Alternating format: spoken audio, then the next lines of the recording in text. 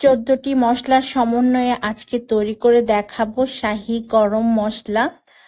সামনে কোরবানির ঈদ আসছে, আর কোরবানির ঈদে মাংস রান্নার জন্য এই মশলাটা একদম পারফেক্ট। আমি প্রতি বছর কোরবানির ঈদের আগে এই মশলাটা নিজের হাতে বাসায় তৈরি করে নিই। আর এই মশলাটা দিয়ে আপনারা বিরিয়ানি থেকে শুরু করে সবকিছুই রান্না করতে পারবেন। খেতে ভীষণ রকম মজার হয় এই মশলা দিয়ে তৈরি করা রান্না করা মাংস।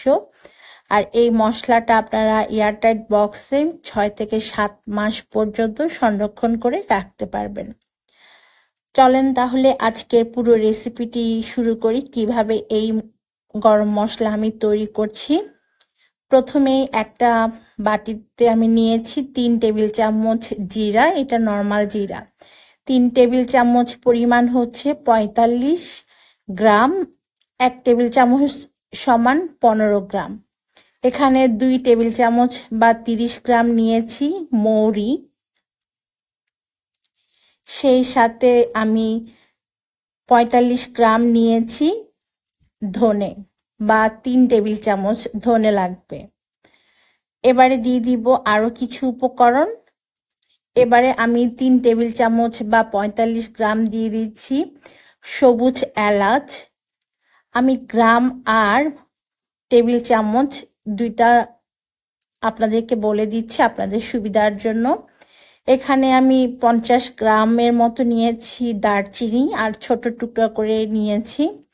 এখানে 2 টেবিল চামচ বা 30 গ্রাম নিয়েছি লং বা লবঙ্গ। এখানে আছে 2 টেবিল চামচ কালো গোলমরিচ বা 30 গ্রাম কালো গোলমরিচ, চাইলে সাদাটাও দেয়া যাবে।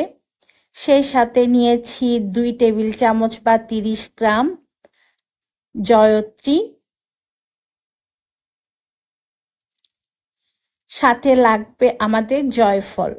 জয়ফল দেখতে অনেকটা সুপারির মতো, এর উপরের অংশটাকে ফেলে আমি এরকম 4টা জয়ফল নিয়েছি আর একটু ছোট টুকরা করে নিয়েছি ব্লেন্ড করার সুবিধার জন্য।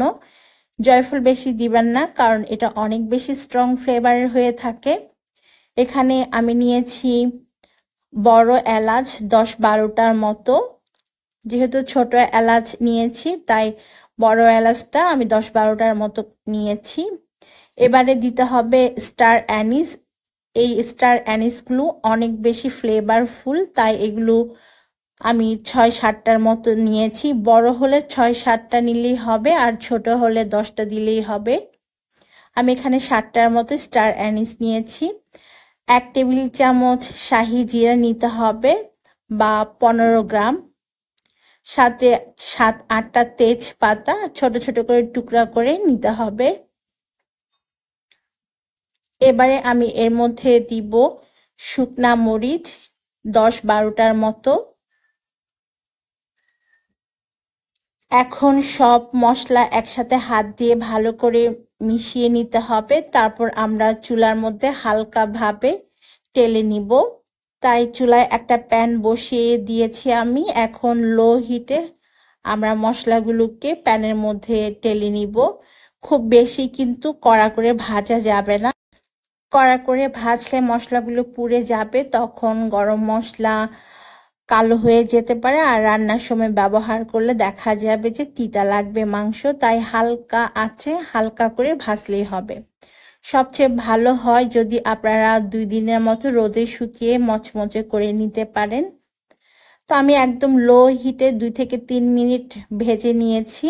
ভেজে নেওয়ার পর ঠান্ডা করে নিয়েছি। ঠান্ডা হওয়ার পর এখন একটা ব্লেন্ডার জারের মধ্যে নিয়ে নিতে হবে। ব্লেন্ডার জারের মধ্যে নিয়ে আমি খুব ভালোভাবে ব্লেন্ড করে নিব, একদম গুঁড়া করে নিতে হবে। আমাদের গরম মশলা তৈরি হয়ে গিয়েছে, আমি একদম গুঁড়া করে ব্লেন্ড করে নিয়েছি। এখন চালনির মধ্যে ঢেলে নিচ্ছি আর এটাকে আমি চেলে নিব। যদি আস্ত অংশ থাকে মশলা সেটা যেন বের হয়ে আসে। তো হাত দিয়ে আমি চেলে নিচ্ছি আর আমাদের গরম মশলা রেডি। এত সুন্দর একটা স্মেল আসছে এই গরম মশলা থেকে, যা আমি আপনাদেরকে বোঝাতে পারবো না। তো আমি সম্পূর্ণ মশলাটাকে চেলে নিয়েছি আর দেখতে পাচ্ছেন বেশ অনেকখানি গরম মশলা হয়েছে। আর এবারে ঈদের জন্য আমার গরম মশলার ঝামেলা কিন্তু একদম শেষ। এখন এই মশলাগুলোকে আপনারা যে কোনো কাচের জারে 6 থেকে 7 মাস রাখতে পারবেন নর্মাল টেম্পারেচারে, কোনো ধরনের কিছু হবে না। তো আমি একটা কাচের জারের মধ্যে আমাদের মশলাটাকে ঢেলে নিচ্ছি। প্রতি 1 কেজি মাংসের মধ্যে 1 চা চামচ পরিমাণ গরম মশলাটা দিবেন, খুব বেশি কিন্তু দেয়া যাবে না। আমি আপনাদেরকে গরম মশলা রান্নার ক্ষেত্রে ব্যবহারের পারফেক্ট রেশিওটা বলে দিলাম। 1 কেজি মাংসের জন্য 1 চা চামচ পরিমাণ গরম মশলা ব্যবহার করতে হবে। আজকের মতো তাহলে আমি বিদায় নিচ্ছি। সবাই অনেক ভালো থাকবেন আর আমার চ্যানেলটাকে সাবস্ক্রাইব করে পাশে থাকবেন। আল্লাহ হাফেজ।